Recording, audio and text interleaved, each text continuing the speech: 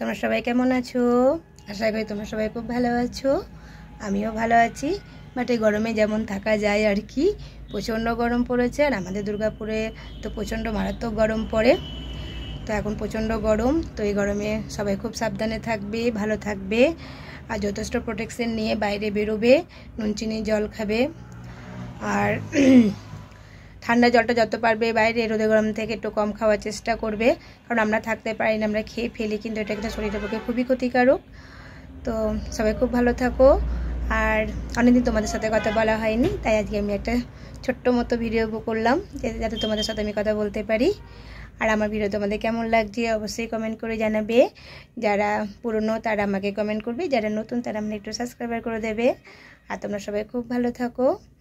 আর এখন আমার বড় ভিডিও করতে পারছি না, সেরকম কোনো কিছু নেই, তাই বড় ভিডিও করতে পারছি না। আবার যদি তেমন কিছু পাই নিজের মধ্যে দেখানোর মতো তোমাদেরকে, অবশ্যই আমি বড় ভিডিও করে তোমাদেরকে দেখাবো।